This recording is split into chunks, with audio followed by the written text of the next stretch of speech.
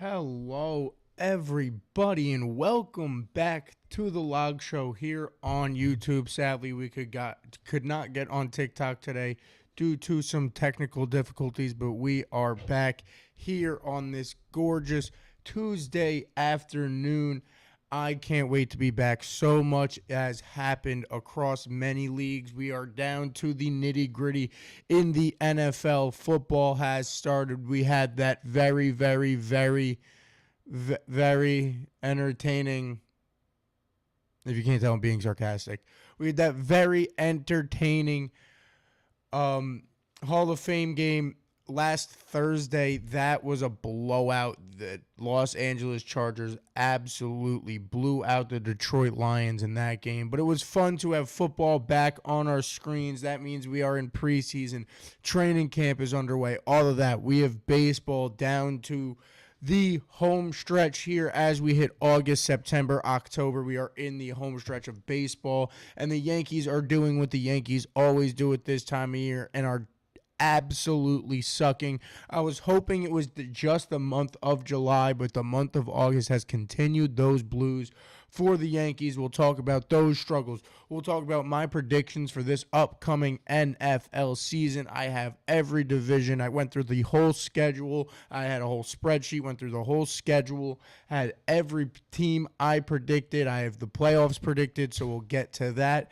And a little switch up today, something fun we'll talk about. If you see my hat, I got the John Cena hat on today. We will be talking a little bit about what happened this past weekend at WWE's SummerSlam, because I do enjoy myself some professional wrestling, and there was some fun things to talk about that I'd love to talk about. See what you guys think about it, even though if you don't watch it. See what the internet thinks about it if I post some clips, just to see and just to talk about what I like to talk about here on this show, which is whatever I feel like talking about that day. Oh, man. We are going to start the day talking about the New York Yankees. The New York Yankees themselves. Now, this Yankees team has been struggling very much as of late. We talked about it a little bit before last week. Going into the Marlins series, actually, it was right after that Phillies series had ended, right after they squeezed one out. Right after they squeezed one out at the end to avoid the sweep in the Phillies series, they go into the trade deadline, and everyone was very, very excited with what the Yankees did. They brought in David Bednar. They brought in Camilo Doval. They brought in Jake Bird. They brought in Rosario. They brought in all these names that were hopefully going to fix these blues, these fundamental blues. The people they brought in the field in Rosario and Caballero, those two were supposed to be great gloves. Those two were supposed to be absolutely great gloves for the Yankees. Both Caballero and... Now I'm blanking on the other guy's name. I literally just said it. Why am I blanking on it? But those two were supposed to be great gloves for the Yankees, and they haven't done anything. Not only that, the pitching. The New York Yankees pitching. We were so hyped. This is really what I want to get into, is the performance of, especially in that Marlins series, especially in that atrocious 12-run loss that the Yankees had last week, where we saw all three of those new guys touch the mound. We saw Jake Bird touch the mound. We saw David Bednar touch the mound. We saw Camilo Doval touch the mound, who ended up actually getting the loss pinned on him in that who got that 12-run loss pinned on him because he couldn't complete the close. We saw all of this out of these guys, and they just weren't able to perform at all. And it's just been absolutely atrocious. So far, Bednar has pitched a total of 2.5 innings. He has a 6.75 ERA in those 2.5 innings, only 3 strikeouts. Doval has a 6.67 ERA in an inning in 1.2 innings pitched. And Jake Bird, if I saw the stats correctly, I looked at multiple websites. I don't know how this math works. Apparently, currently in his Yankees career, has a 27 ERA. That 12-run game to the Marlins because he gave up that grand slam and the other run he had I believe 5 earned runs in point one of an inning. He had technically like a 100 ERA in that game, which is an absolutely insane number and an insane stat to see, but I guess that's how the math works. I don't know. The stats online were saying Jake Bird has a 27 ERA. I find that hard to believe. It's probably around 7 or 8. But if it's 27, that's ridiculous. Like, let's be honest. They've only won 4 of their last 7, and you look at it now where we are in baseball. You're in the nitty gritty. Like I said, we're getting down to it. We're in August. We're going into September soon. It's August 5th right now, so the month of August has just started. You had your July slump. You had your July blues, as you always do as the New York Yankees. But here we are going into August. We now have a very bad loss to start August. I wouldn't say very bad, but it's a very sad, tough loss last night to start August against the Texas Rangers in the bottom of the 10th with the 3-run walk-off. That one's always hard to see. And then obviously right before the month of August, you have that Marlins series, which we get swept for the first time in Yankees history by the Miami Marlins. Not only that, you have literally the worst loss in Yankees history, the first time since the 70s that something like that has happened for the New York Yankees. And just all of it was just such a large collapse in the month of July for them to go in such a high lead. You know, they balanced at the beginning of July after they got swept by Toronto, but you know, it was only them in Toronto at the top of the AL East. Now you fall to third in the AL East. You're behind Boston. You're at that second wild card spot. You're not in a good spot right now for the New York Yankees. You know, you're trying to sign Kenta Maeda, apparently. I don't know what that's going to do for you. You're trying to find these pieces for the New York Yankees where you're at a point where you just have to win. Judge was activated today off the 10-day IL, so you see what that goes interesting because I know they said that they want Giancarlo to play outfield and they were planning on him to play outfield reps, but you kind of heard what I said last week. There's no world where you want Giancarlo taking outfield reps. So with Judge coming back, he's not going to be able to play the outfield. What do? You're going to have to probably bench Stanton some games just so Judge could DH for the next 3 to 4 days, 5 days. Maybe, you know, you start pinch hitting Stanton late in the game and you have Judge play right field late in games towards the end of this when his arm starts feeling a little better. You could always move him out there and pinch hit Giancarlo. But with what you are now as the New York Yankees, like, if I pull it up with your upcoming schedule, you know, you have the end of this Rangers series coming up today, tomorrow, and then you play Houston, who has been playing very well, even though they got rid of a bunch of people, but just got Carlos Correa back. You know, you got Minnesota, St. Louis. You have winnable series, and then we go to the end of August. You come to that Boston series at home. You got a 4-game series. That's going to be a must-win series, along with the Tampa Bay series right before it. The month of August, looking at this schedule right now, especially remembering it and refreshing my memory on it, is going to be very important for the Yankees because you have another Rays series in Tampa at the end of the month. You end the month with a 4-game series at home against the Red Sox, who are currently leading you. You're playing a good Rangers team right now. You play a good Astros team after this. So you're in a spot right now as the New York Yankees where you got to balance this. You got to figure out what's happening. Obviously, we had slumps. Stuff happens. It's their first few games, and I'm very, very disappointed in what I saw out of Bednar, out of Doval, out of Jake Bird. You know, we need this pitching. I won't lie. Even though we had the loss last night, I was very happy to see Luis Gil back. I was very happy to see him pitch, honestly, not terribly. You know, it wasn't the best showing from what I saw. I didn't see a lot of the early parts of it where he gave up a lot of the runs. I'll be honest. I didn't see a lot of the early parts of it. But from what I saw, from what I heard, and from what I read, it wasn't a terrible showing out of Luis Gil last night. So you finally have him back. You have all the situations. You're in a spot where you have to start winning now, and the changes have to happen because the team is literally looking they're looking fundamentally inept. They look like a bunch of third graders. It's crazy to think they look like a bunch of third graders. With the mistakes on the base, and it all goes back, honestly. And I know I said that I blame the third base coach for this, whether it's Vivas or the third base coach's fault, who knows. But it all goes back to, honestly, that moment right off the trade deadline in Atlanta. You're coming back, you're trying to do some good things, and you just have that mistake, and Tatis makes this amazing throw. You have this mistake at base running, and just since then, it's just been so many mistakes. Volpe with bad flips, Jazz with bad flips. Volpe can't get the throw off. You have, the new guy in right field going under his glove. I'm blanking on his name. I literally said it earlier, and I'm blanking on his name for some reason.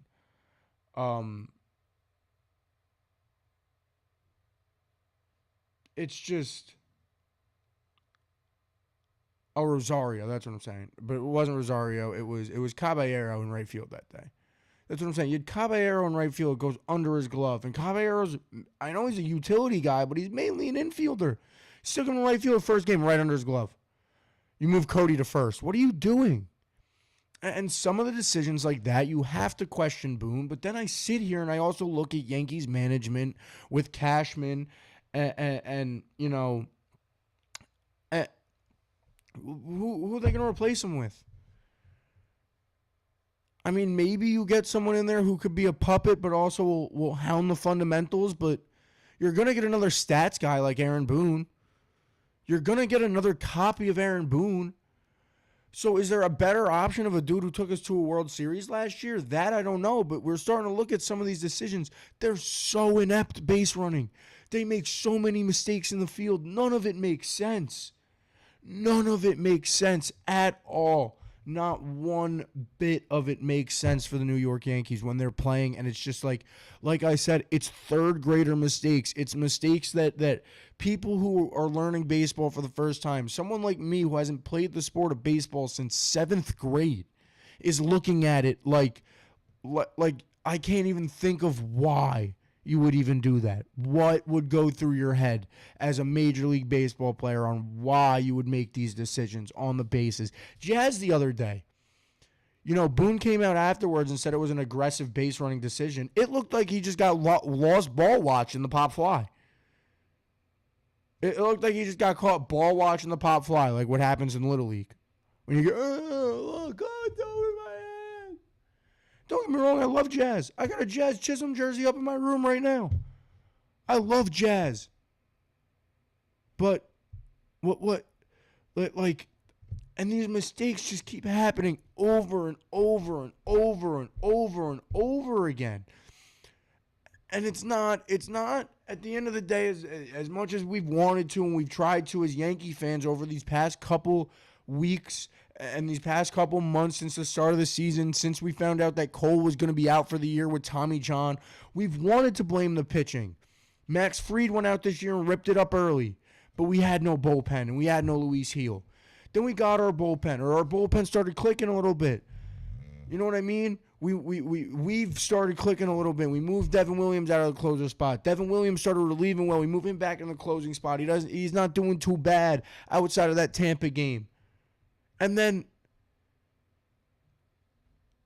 it's not just the pitching. Don't get me wrong. The pitching has made its mistakes 100%. I'm not disagreeing with that at all. The pitching has been atrocious. The pitching has absolutely been, especially like I said, with the new guys in that Marlins game and the 12-run loss, and the pitching has not been well, but nothing has been well except for the hitting and getting on base. Once they're on base, they've been running the base like idiots. In the field, they've been playing the field like idiots. They haven't even been able to support their pitchers. We're blaming the pitchers. We're having 3 errors a game.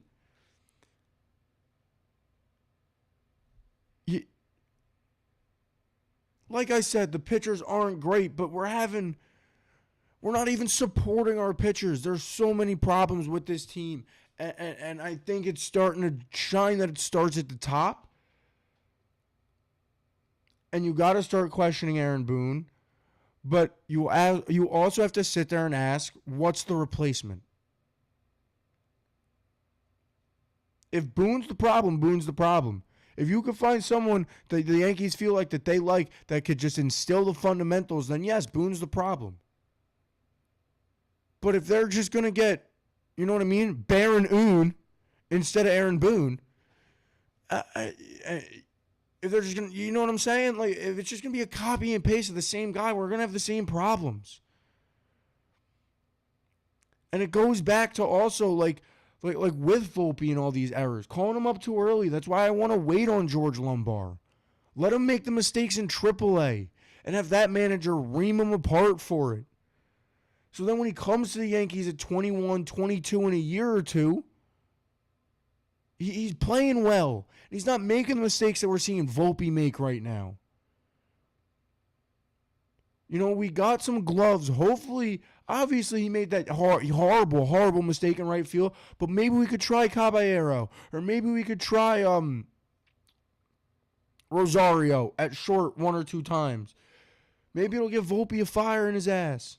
Maybe it'll do something. I don't know what it'll do.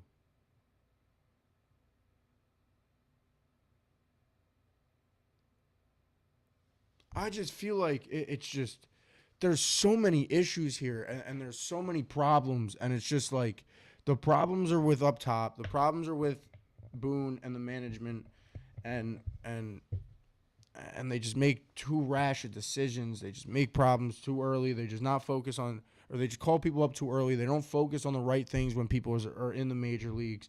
They're focusing on launch angles and this and that, and it's just frustrating.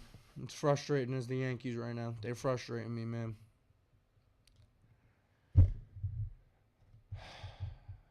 It's just, there's so many problems, and it's problems that shouldn't be happening for a team that had such high expectations.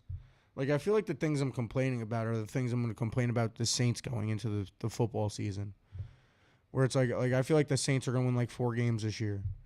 And that's going to be all fundamentally bad football. Like, and I'm watching the Yankees play fundamentally bad baseball. Like, they're one of the worst teams in baseball. And I just don't get it. And like, I want to blame the pitching, but I can't blame the pitching because I look at 3 errors. But like, you know what I mean? You look at last night. You look at the Marlins game.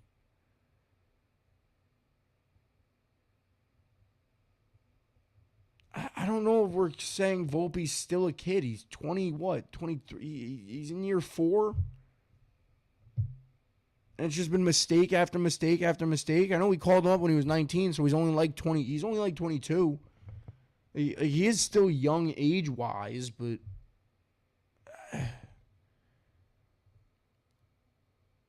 he's got to get fundamentally better. And that's why I say maybe start Rosario, maybe start Caballero a few times at shortstop. And it motivates Volpe, and it motivates some of these dudes to play well. You know what I mean? But they're lost right now. They are absolutely lost right now. And in a year where a lot of people were expecting a lot of the New York Yankees, I know a lot of people around this area at least were. We saw a lot of problems last year. I'll admit that. We saw a lot of problems last year. World Series, highlighted by Game 5 of that World Series. But I don't know. It's got to pick up, and it's got to pick up fast. Aaron Judge is we only have so much more of Aaron Judge. That window's only open for so much longer. We only have 2 years of Cody Bellinger. The window isn't there forever. And to not win with a generational talent like Aaron Judge would be crazy to me. To not be able to get him one. To not be able to get him one in a Yankee jersey. What would we be, man? What are we? You could even argue, what are we becoming? We haven't won since 2009. We still talk about like we're this dynasty. We haven't won in almost 10 years. It's 2025. It's been 6 years, and we got a 3-year window right now. And if we don't do it in 3 years, where are we going to be? Judge is going to be old. He's going to be 32 by the time Garrett Cole pitches again. How much of this window do we still have? You got to take advantage now. And I don't know if I could wait for Volpe. I don't know if I could wait for... Even with it, I don't know if I could wait for Lombard. I don't want to trade him because I think he's the next. I think him and Spencer Jones are what's going to replace that. But I don't know how much we have left of Aaron Judge. Obviously he's still the best player in baseball, and he doesn't show signs of declining anytime soon. So for all I know, Aaron Judge pulls something we've never seen before and plays until he's 47, 50 years old. I don't know. Maybe he pulls a Vince Carter here. But realistically, I don't know. What we got to take advantage of these next 2 years, especially this year and next year, with a player like Cody Bellinger as well. You know what I mean? With someone like Max Fried, who I know we have locked down for a while, but with players like Max Fried, with Giancarlo, how long are you going to keep him? So, there's a point where Judge's body's going to give out on him. He's 6'6", 300 pounds. There's a point where that body's going to break, no offense, and I knock on wood. I'm scared that it'll happen, but there's a day it'll happen. He's 300 pounds. He'll become just a DH, and we'll ship Stanton. You know what I mean? You got Dominguez. You got what? We don't got Grisham. Are we going to re-sign Grisham? Who knows? Because you got Spencer Jones waiting, and you didn't take advantage of this Judge injury for the whole Spencer Jones thing.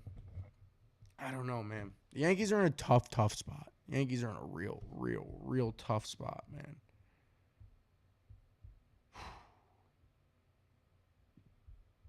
I'm going to move on to football, though. That's tough, man. The Yankees are tough. Like I said, 1-4 their last 10, 6-4 their last 10. I want to say they're it's like 8-15 since the All-Star break, something like that. 8-12 or 8-13, something around there since the All-Star break. I don't remember the exact number of losses. It's just not.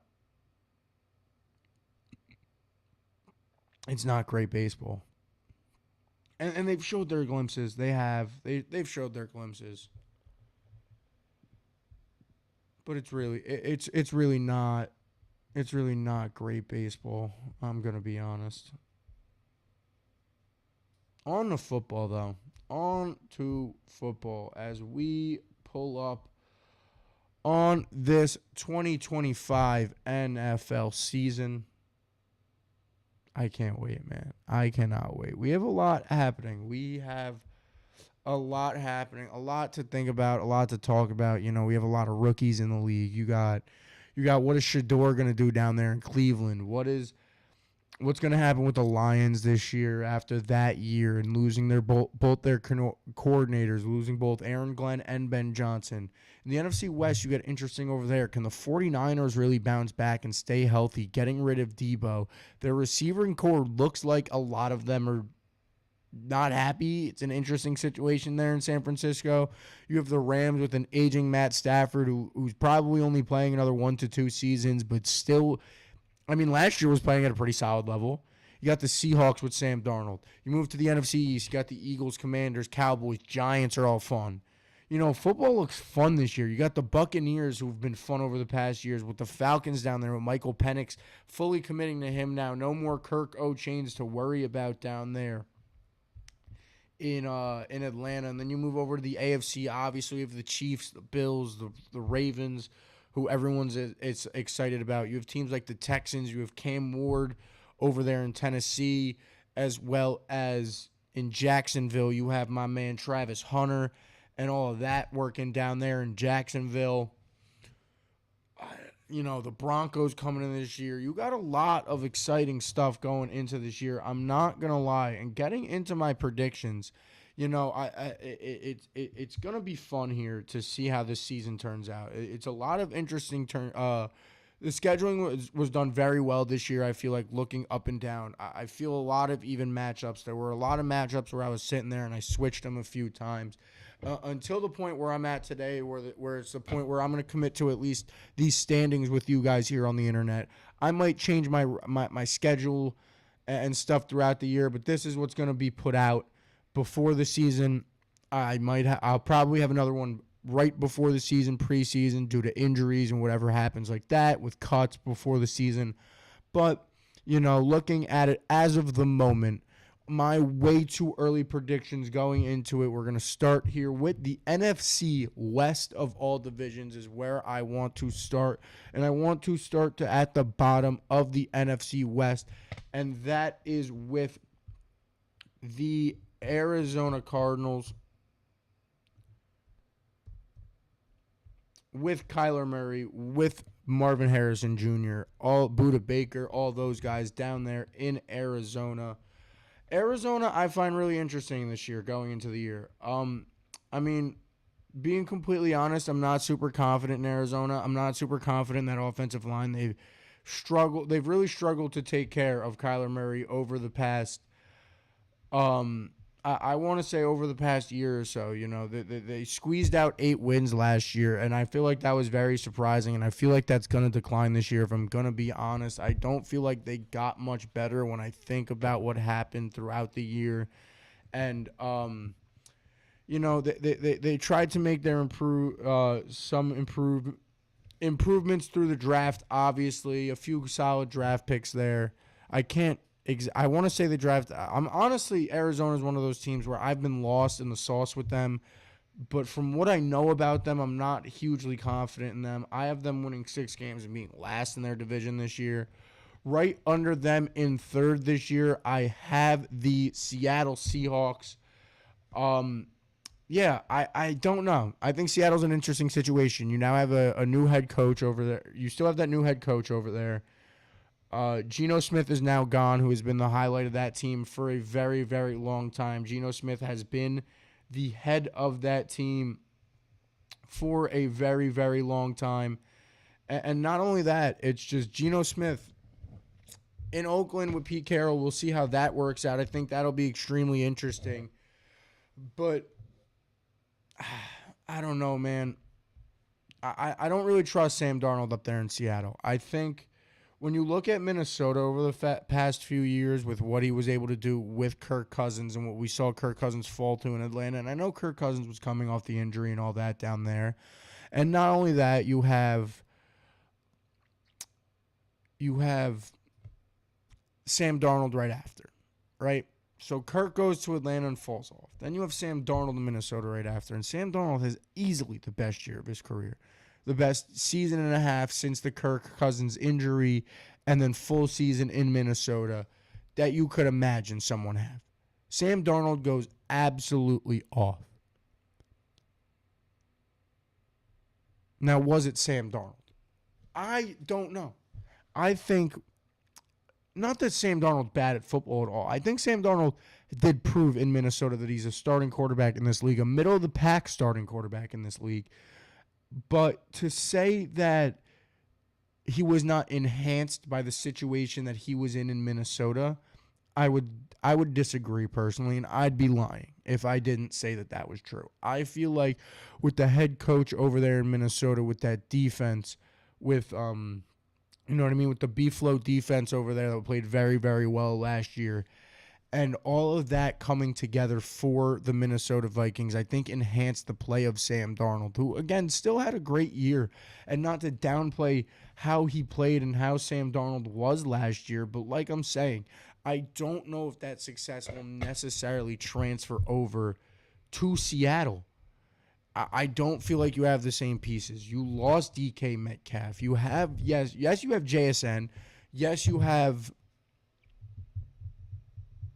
Kenneth Walker.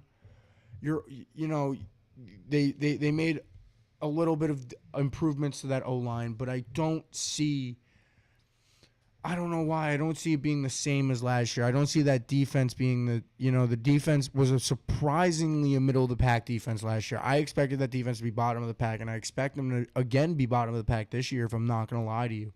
So I don't see Seattle performing very well. Now, again, I think it's interesting. Do I think that they could be worse than 8 and 9, which is what I have them at third? I have them at 8 and 9. Do I think that they could be way worse than 8 and 9? I 100% do think that they could be worse than 8 and 9. But in my full blown opinion about the Seattle Seahawks, I see them as a middle of the pack team. I see them like when I look at them compared to what they did last year. Last year they finished with. They finished at a 10-7 record. They tied with the LA Rams for first in that division with 10 wins. I don't see this as a 10-win team, but I don't really see this as a 6-win, a 4-win, one of those super bottom tier teams. I do see this as a team that could squeeze out some wins, some surprising wins. They could split with the Rams. They could split with San Francisco. They'll you know what I mean? They will at least split with Arizona, in my opinion. I do see this with their schedule as an 8-win team at least. But when I say at least, I probably limit them at 9. I put them in the 7 and 9 range. I have them at 8 and 9 where I was looking. So that's why I have at third in that NFC West. At second in the NFC West, I have the reigning champions of the division, the Los Angeles Rams, at a 9 and 8, squeezing into a wild card spot, getting back into the playoffs in possibly what will be Matt Stafford's year. Yes, they lose Cooper Kupp. Yes, they lose, or no, the Bills lost Von Miller. I apologize. But yes, they lose Cooper Kupp. Yes, they lose a few pieces on that defense. But what you do have is, one, you add in a talent like Davante Adams that a lot of people forget is very good at football. With the Jets last year, was very good at football. With the Oakland Raiders, when their quarterback was who knows who it was, when it was, Gardner Minshew at times, was still very good at football. When he was with the Green Bay Packers, was absolutely very, very, very, very good at football. Davante Adams, if you didn't get my point by what I just said, is very good at football. The addition of Davante Adams to the Los Angeles Rams is a perfect spot to be in. I think Puka Nacua, Davante Adams together will be a perfect spot to have. You have Puka Nacua able to stay in that position that he is in that X wide receiver position on one side. You have Davante Adams play the Y as your 1 and 2 wide receivers. You have Puka Nacua play that Cooper Kupp role that I said that has worked so well, that Robert Woods did right before them. That when you have an exceptional route runner like a Puka Nacua, like a Cooper Kupp, that's able to create that slight bit of space in the short routes, will get open, will be such a good target for you. And not only that, now you add Davante Adams on the other side. Like I just said, you add adding Davante Adams, you now add another elite route runner on the other side. You add someone who has, at points in his career, has been the best receiver in the league. As of right now, is probably, right at that top 10, right outside the top 10 wide receivers in the league when you look at how he's playing. And I think that's a great addition for them. But you did also lose Cooper Kupp. So I don't know. I think they could go back to what they did last year. I do think that they could win 10 to 11 games. I have them at 9 and 8, but I do think that their ceiling is definitely 10 to 11 games. I think they win at least 8 games, at most 11 games. I think what the Rams are going to be able to do this year, Matt Stafford, as long as he's still able to play at a high level, as long as that O-line is able to protect Matt Stafford. They just extended Kyron Williams literally today. Talking about the Rams, I didn't even think about including that. They just gave Kyron Williams another 3-year deal. He was playing exceptional last year, which takes pressure off of those wide receivers, which takes pressure off of Matt Stafford. You have these players. You have a solid defense over there in LA. So with where you are right now as LA, I feel like they're in a good spot to definitely squeeze into a wild card. Possibly win this division. I don't have them winning this division. But I very much well think that they could win this division. 110% do I think the Rams could win this division. But surprising to some people, the winner of the division I have going all the way from worst to first. Last year I do think was a fluke year, is the San Francisco 49ers. Only a 6-win year for San Francisco last year. A really, really, really, really, really tough year for San Francisco, who was expecting a lot more out of their team. You just had, you obviously with this team, when you have a Christian McCaffrey injury 4 games into the season, you have Brock Purdy on and off the field throughout the year. You have Deebo Samuel on and off the field throughout the year. You have Ricky Pearsall not playing until partially through the year. You have George Kittle sitting out a few games. You have Ayuk getting injured, sitting out a few games. You have a lot of big people for this 49ers team not playing last year. I don't think they'll have that same run of luck that they had last year. I think Brock Purdy will play well. I think Christian McCaffrey, hopefully knock on wood again, can stay healthy for most of this season, which will be a huge, huge, huge addition for them. Would be Christian, like I just said, would be Christian McCaffrey. Just staying healthy. Just stay healthy, Christian. That's all we need you to do. Christian McCaffrey just staying healthy would be absolutely huge for them. You get rid of that Deebo contract, so you have room for some of these other wide receivers now to really, to really pop out. You look at their receiving core. You have Jawan Jennings. You have Ricky Pearsall. You have Ayuk.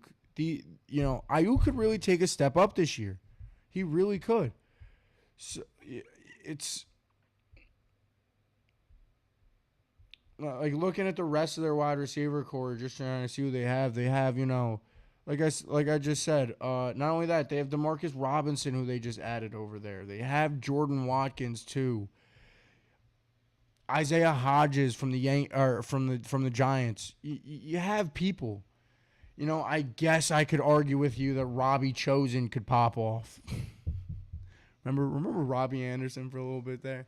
Then he changed his name to Robbie Chosen. But my point is I think San Francisco is really going to come back. I think they're in for a big bounce back year. You have Robert Saleh, I believe, returning to San Francisco over there as a defensive backs coach or a linebackers coach. So, obviously Shanahan is a mastermind with his playbook and what he's able to draw up over there in San Francisco. So I'm really confident in the 49ers this year. I think they get the win of the NFC West, and they win that division. Moving on to the NFC East, starting at the bottom of the NFC East, is the local New York Giants. I have them sitting at a solid 6-11. I think they do get a good 6 wins this year. A lot of people that I've talked to that are Giants fans have lost all of their hope. They don't think the Giants even squeeze out 6 wins this year. I personally disagree. I think you have Russell Wilson. I think you've made slight improvements to the O-line. I think you drafted very well with, getting Abdul Carter, which gives you arguably the best pass rush in the league between Abdul Carter, Dexter Lawrence. What's his name off the Kayvon Thibodeau. Sorry, I blanked there. But between Dexter Lawrence, Kayvon Thibodeau, Abdul Carter, you have Okereke at linebacker. You just got Paulson Adebo, who's a solid cornerback, who on his best days is very well. On his worst days is very bad, but on his best days is very well. Not only that, you got Cam Scatterbo late in the draft. So you put pieces here around a veteran quarterback like a Russell Wilson too, that if I'm going to be honest, I think could squeeze out 6 wins in a schedule that I looked at that, yes, is on the harder side. You have those games where you could squeeze it out. I think they could squeeze one out at some point this year against one of their games against Dallas. They played the Saints at home. As much as I'd love to say the Saints are going to be beat the Jets and Giants this year because we play both of them, I don't think that's really going to happen. I think that's 2 games for the Jets and Giants that's 50-50 for them. That's a very winnable game for both of them. And on my schedule, I have them winning those games. Vin, I know you're very happy about that. But nonetheless, I don't think it's a very good team at the end of the day. You still have Malik Neighbors. You have these pieces that will get you, that will keep you in games and squeeze out some of these close wins. But do I think that overall the New York Giants are going into this year as an exceptional, scary team?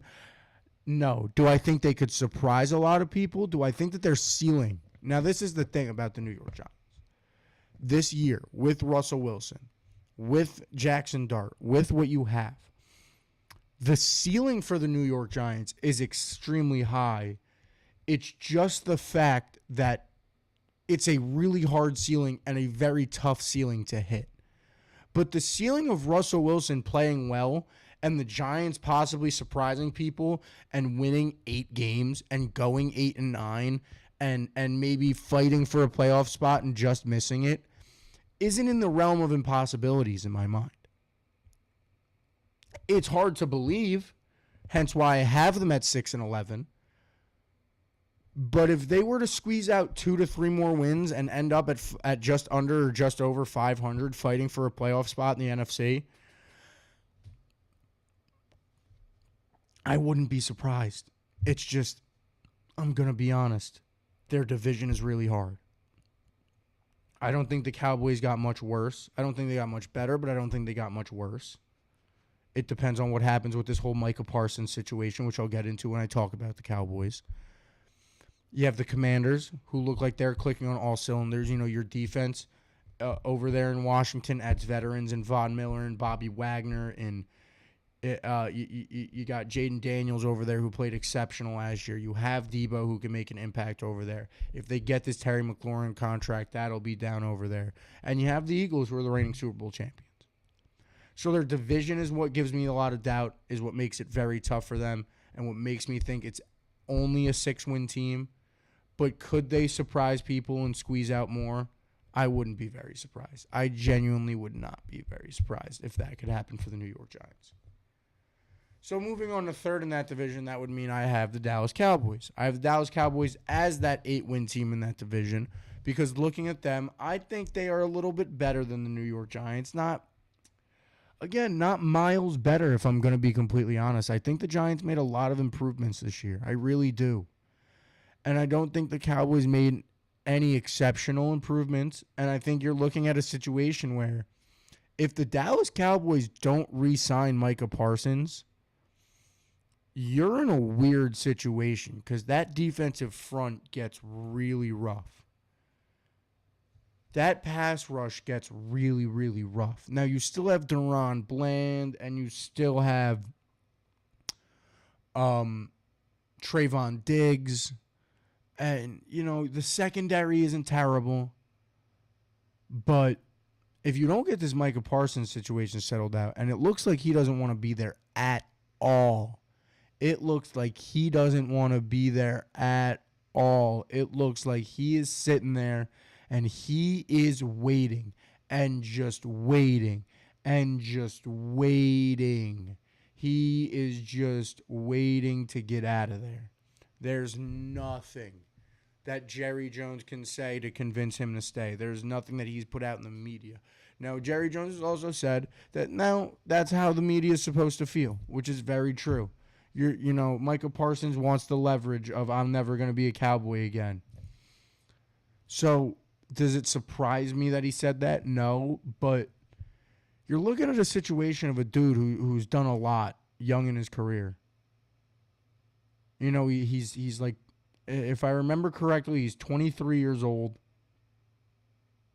maybe 24. He's a 2-time All-Pro, Defensive Player of the Year, 3-time Pro Bowler, Rookie of the Year. He's a generational talent, and you cannot let that walk if you're the Dallas Cowboys. If they keep him, they're an 8-win team, 110%. If you don't keep him, I don't think they're stopping a nosebleed. I think when they play teams like the Philadelphia Eagles with Saquon Barkley, like the New York Giants with Cam Scatterbo, I think you're going to look at a tough time against running teams. And then on the flip side, you look at that offense, I think they're going to have a hard time running the ball. Now, I think that receiving core is flashy and fun to watch. It's going to be very fun to watch with George Pickens and CeeDee Lamb. I think that'll be extremely, extremely fun to watch. But I don't know. The more I talk about it, I just see the Cowboys falling off more this year than they already have the past 2 to 3 years. You know, last year they were a 7-win team. So I have them getting one more win, so I technically say they improved. But I really don't know. I could see them being the 6-11 team and the Giants winning the 8-win team and them two flipping. If I'm going to be completely honest, I really can. I really, really can. Next, I got the Commanders. I think the Commanders second. I think the top two teams I think this team is pretty obvious what are the best two teams and the worst two teams after last year and going into this year. I think it's going to be the same.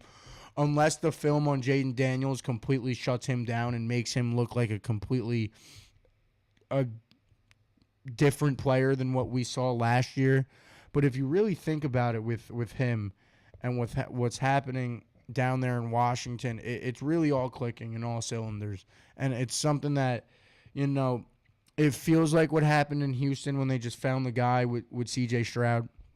It feels like what just happened there. And you look at that situation and, they're adding these veterans that hopefully will set the right mindset in there. Von Miller, who's won a championship. Bobby Wagner, who's won a championship. Deebo Samuel, who's gone far. Now, I do think that Scary Terry is going to be a big part of that offense. I think he has to be a big part of that offense. I think they need to sign him, and I think no matter how much money that is, they got to give it to him. The scary part is the Deebo Samuel contract that you just took on. And you have Jaden Daniels coming up in a year or two. Rookie contracts are only 3-4 year deals. He's in his second year. So he's coming up in a year or two, depending on the option, which they're probably going to take. So you got 2 years of it, but he's going to want his money. He's going to be getting paid a whole lot of money. So this is where the business side comes into it with this Terry McLaurin thing. Obviously, you have Terry McLaurin. He held out. He came back to camp. He started doing stuff even though he still has no contract. He wants his contract. He's made that very, very, very clear that he wants this contract. But what will happen it's the same thing with the Cowboys. I think Scary Terry is going to be a big part of what happens with Washington this year.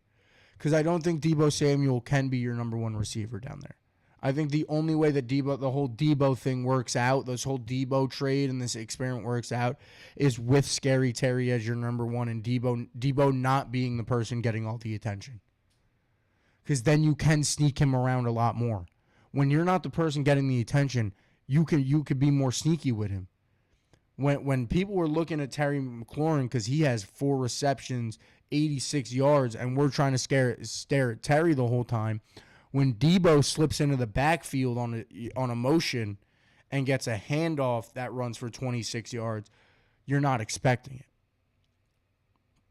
So I think in getting Deebo, even Washington was expecting Terry to be here, and they want Terry there. It's just a matter of finding the number that they want to settle at, and it's going to be a large number. Expect that. Expect Justin Jefferson money. Expect Jamar Chase money. Expect him to be a top 3 paid wide receiver in the league when he gets this contract. And if you don't give it to him, someone has to go get him. There are teams that have to go get him. You know what I mean? You look at teams who could use a wide receiver, a name like Scary Terry McLaurin, a Green Bay Packer team with Scary Terry McLaurin. You know what I'm saying?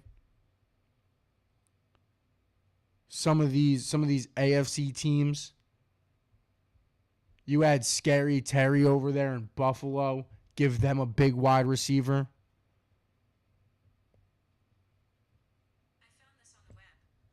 Oh, Siri's yelling at me.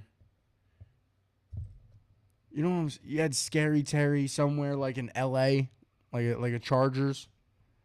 There are teams that could use him, man.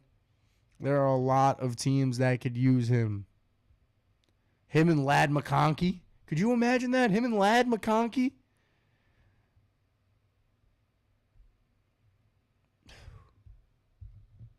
They need that. They do need that settled. I'll be honest. They need that settled. But I do think, despise that, I think they will get it settled by the beginning, by the middle of the season. And I think that Washington wins 10 games this year again. I don't think they win the division, but I think they win 10 games this year again. And that leaves my NFC East winners to be, drum roll please, everyone expected it, the Philadelphia Eagles. What can I say, man? I hate them. I hate the Eagles. I don't hate the Eagles. I'm not a big fan of the Eagles fans, I'll be honest. Now, hopefully there are some of you guys who could start watching the show, who could start tuning in later, leaving comments and saying, you know, Logan, we're not so bad here in Philadelphia. We're just passionate about our birds. Go birds, go birds. Which could be the truth. But I mean, nonetheless, they're a good team. You know, I had this argument over the past few days about Jalen Hurts. A lot of people don't love Jalen Hurts. I don't hate him as much as everyone else does. Like, I really don't hate him as much as everyone else does. I think there has to be separate ratings as we get into this modern era of football, of when we rate top quarterbacks, are we rating them off quarterback ability, or are we rating them off of just how good they are while playing the position of quarterback? You get my point? Like, are they cerebral, picking apart a defense, throwing the ball well, ding, ding, dot, boom, like a traditional quarterback? Or are we just ranking them based off how well they play and their position that they are listed as a quarterback? Because if we're doing the second one, Jalen Hurts is easily a top 5 quarterback in the league, if not a top 3 quarterback in the league. If we're doing the first one and we're doing the whole off of quarterback ability, okay, I could see how you could have him towards the 6s and the 7s and later. But to say that overall ability, winning games-wise, that Jalen Hurts is not a top 5 quarterback in this league is a bar-none baffling statement. He is extremely athletic, just like Lamar Jackson. He's able to get out of the pocket well. He's able to run the ball well. He's able to do so many different things as a quarterback, and that's what makes him such an exceptional player. He's able to will his team to wins. The tush-push play itself is a play of will. You know, as much as I've argued with people, it's a rugby scrum, it's this, it's that, it is also a play of will. It's who wants to get that play more. Who wants those 4 inches more? Now, does it help when you have Saquon Barkley, who could squat 400 pounds, and Jalen Hurts, who squats 350? Yes, it helps. And you have Lane Johnson. Yes, that helps. I won't lie. You know. But guess what? You get a good archer to shoot your arrows, don't you? Like, I'm picking Conor McGregor if I'm picking someone to fight with me. You get my point here? They're just good at what you do. I'm going to get, if me as Nick Sirianni wants to run the tush push, I'm going to go get Saquon Barkley. Because you know what Saquon Barkley's going to help me with? The tush push and those short yardage plays. You know who I'm going to draft? Jalen Hurts. Because he's going to help me with those short yardage situations. And I feel like people look back at this Jalen Hurts situation and they don't want him to be a good quarterback because of Alabama and this. And like, he's not this traditional quarterback, and he's not picking you apart left and right like Mahomes is, or like Josh Allen is, or like Joe Burrow is. And he's not throwing for 3,000 yards. He's having, you know, he's throwing for 2,500 yards, but having 850 rush yards and 17 touchdowns. 6 on the ground. You know what I mean? And that's impressive. And with the team that you have around him, with A.J. Brown and Devonta Smith and Saquon Barkley and that defense, Eagles are good, man. Eagles are good, man. I'm going to move on to the next division, though. I don't want to keep ranting about the Eagles. I'm going to move on to the NFC South, where my Saints are. The good old NFC South. And at the bottom of the NFC South, I got a tie. At 4-13, I have both the Saints and the Panthers. And that one hurts, man. You see me tearing up. You see me tearing up. It hurts. It hurts. But, man, both of those teams are in rough spots. Carolina Panthers, I mean, it seemed that stuff started to click at the end of the year last year. It seemed like Bryce Young had a resurgence after being benched for Andy Dalton last year, and just came out and started firing after firing. So maybe the Panthers can surprise some people, especially with like the addition of Hunter Renfrow down there. You know, you still have Adam Thielen. Sorry, I was blanking on his name. You still have Adam Thielen. You know, you got Joe Horn. You got some solid pieces on that defense. I won't lie. So they could surprise some people, but I feel like they're in the same boat as the Saints, where it's just like you can only pick a few people across the whole team, or it's like these people have to have exceptional years for this team to have success. Going to the Saints, who I also have at 4-13, you know, you look at this situation with Rattler and Shook, and is Tyler Shook really this guy? I saw a report on my phone the other day that apparently he had the worst 2-minute drill in NFL practice history. So I don't really know. You know, I think Kamara's going to have a very good year. I hope Olave could not be concussed for most of this year. It's going to be glad to see Brandon Cooks back in a Saints jersey. We have Rashid Shaheed. You know, Chase Young came back. You have we have some fun pieces, but we also lost. You know, we lost Ramczyk. We lose Tyrann Mathieu to retirement. We lose two big pieces to retirement like that. I don't see the Saints having a lot of success this year. I think it's going to be tough, and I think I have them sitting at 4-13. At second in that division, I have the team who I despise the most, my rivals. I do have the Atlanta Falcons. I think Penix and them could put together some wins. You know, Drake London, Bijan Robinson, who, you know, many people have as the number one fantasy player this year. Like I said, Drake London, maybe Kyle Pitts could start to put it together. You have Jesse Simmons back there at safety. You have some good pieces over there in Atlanta, some decent pieces. You have a decent defense. Coaching seemed to be very well last year. So I have Atlanta at 8-9, second in that division. I think it's all going to click for Atlanta for somewhat this year. I think you'll see the ups and downs of having Penix in his first full year as a starter.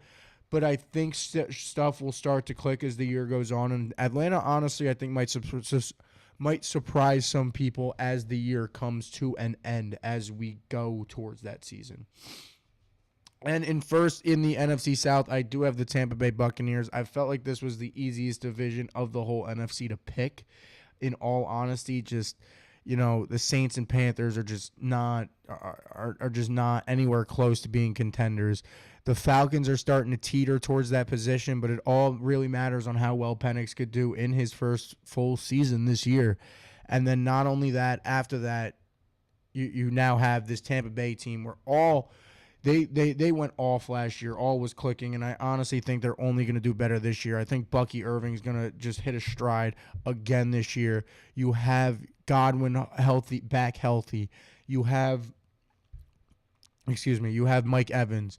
You know, that defense clicked very, very well last year. You have a lot of good pieces on that defense. And I just think, you know, with Baker and what that team was able to do last year, I don't see how they're not confident going into this year and taking another step up. And with that, I 110% can believe that they will win this division with a good amount of games, and I think they win 12 games this year. I looked at their schedule. Their schedule isn't very difficult. It really isn't. I think their schedule favors them in a lot of games and in a lot of situations, and I think that gets them to a 12-win season over there in Tampa. And we are at 3 o'clock. Now, I haven't finished the NFC, so I'm going to finish the NFC here, but we will get to the AFC next week in my way too early predictions, and then I'll put all those videos out and all of that, so that will be fun. I will do the AFC next week, but to finish off the NFC, I have the NFC North. Now, vice versa to the NFC South, where I said that was the easiest division to predict. This one was by far the hardest with, I have practically a tie for first. I have every team winning over 6 games in this division. I think this division is going to be very good at football this year. And it's starting with the team that I put in last that I don't know if they'll end up in last. What the ceiling of this team is going to be very interesting, and that's the Chicago Bears. I have them finishing the year at 7-10 with Caleb Williams going into his second year. You make the hire of Ben Johnson. You have a lot of good pieces on that offense. You add Keenan Allen. You have you have a lot of good people. You add Joe Tooney over there. You add Dio I can never say his name. Adabingo.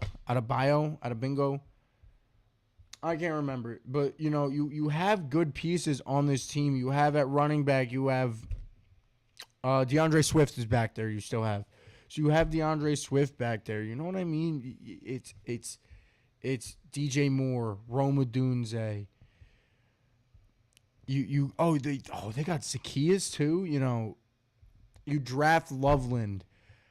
This team could be very interesting, the Chicago Bears. I think they're still in a processing development. I think it's going to take a minute or two for them to get there, but I'm really excited to see where they go. So, in that, I do have them going 7-10, being last in the NFC North, but, not really being that bad this year, being very competitive with many teams this year. Third in the NFC North, I have the Minnesota Vikings. Now, while what I said before about Sam Darnold there, I do believe is true. I do think they will fall off without him. I don't know how well we'll see J.J. McCarthy here. And the only reason I say that is not because J.J. McCarthy didn't play last year. It's because J.J. McCarthy was injured last year. Specifically, he was injured. And with J.J. McCarthy being injured, he wasn't able to get the same amount of reps in that you usually see when someone sits a year. It was all mental reps, no matter what. So what J.J. McCarthy could do to me is very interesting. Minnesota could easily do worse than Chicago, in my opinion, this year, and they could flip, and Chicago could win 8 games, and they win 7 over there in Minnesota or 6 over there in Minnesota, and vice versa with Chicago, Minnesota. Because to see what J.J. McCarthy does is interesting, but obviously you still have B-Flow and that very good defense with Harrison Smith and all those pieces who have been there forever. And you have, obviously Justin Jefferson over there. You have Aaron Jones back there, a running back. The O-line has been decent over the past few years. You've been able to protect your quarterbacks outside of the Kirk Cousins injury. So you just hope that J.J. McCarthy can play well, and if he can, and if the system that's been there with Kevin O'Connell can prove to still be successful with every quarterback like it has been in the past, I don't see why they don't squeeze out at least 8 wins. Just the problem is they happen to be in the division of the NFC South or the NFC North with these other 2 teams, which I will talk about them both at the same time like I did the Panthers, Saints, and it's the Packers and the Lions. I have both these teams going 12-5. I have them having the exact same record. I have them having the Packers winning more division games because I think they could edge out of both games over Detroit this year, honestly. I think Detroit tends to struggle. I think Detroit did very well in the division last year, and I think they might struggle a little bit more in the division this year just with some of the things that have happened around the division. I think Matthew Golden as a draftee in Green Bay is going to be a huge addition to that offense. Someone who will be an established number 1 wide receiver will be absolutely great for that offense and what is able to happen. And I think the Lions, they had a very good year last year. Don't get me wrong, but I think it's figured out. I really do. I think it's figured out. So what's going to happen after that, I don't know. I really don't know. But I have the Packers technically winning this division at 12-5. I have both those teams at 12-5. Obviously in Detroit, you have all those pieces. You have Jameson Williams. You have Jared Goff. You have Hutchinson. I can't remember his first name for some reason. Um, you have Jahmyr Gibbs. You have all these great pieces in Detroit, and you have Dan Campbell, who's run such an exceptional season or system down there so far. But you have also lost your coordinators, which happens when you get good. When you get good, you've lost your coordinators. You've lost Ben Johnson. You lost Aaron Glenn to the Jets. You've lost these two very key play callers to your team. So to see what happens to them is going to be very interesting. But that's what I got for you guys today. That's my NFC at least. We'll see the AFC. I will talk about it more next week. I did not honestly expect to rant about the Yankees for as long as I did. I started to just ramble about the Yankees. But that's what I got for my NFC side predictions. We got the 49ers winning that division, the Eagles winning the East, the Packers winning the North, the Bucks winning the South. I got your 3 wild card teams, in case you are wondering, as the Lions, Commanders, and Rams. You'll see the full bracket next week. I do have one made, but you'll see it next week after I reveal my AFC stuff, and I'll do a reminder of my NFC ones. You know, the AFC will be fun. Who I have in the Super Bowl and all that will be fun. But yeah, that's all I got for you guys today. It was a fun week in sports. You know, outside of the Yankees absolutely driving me berserk. If anyone watched it, SummerSlam was fun. I got my John Cena hat on here. You know, he finally turned face again. I got to feel like a kid seeing John Cena versus Cody Rhodes and the whole colorful entrance and all of that. That match was great. You saw the Seth Rollins cash in with the fake injury. Was fun to watch. So that was a fun little thing to talk about and be interested in to see where WWE goes. I might start talking about that a little more depending on friends that start to come on the show, people who start to come on the show. That'll start to happen more as I get in my flow here. Now that I'm home, not at school, you'll start to see new faces here on the shows, new people who I have not introduced before, some friends from home, talk about different things. But that is all I got for you guys today. Thank you guys so much for tuning in here on the YouTube. Thank you for listening to The Log Show. I am your host, Logan Lightgeb. I will see you guys all same time next week. Peace out.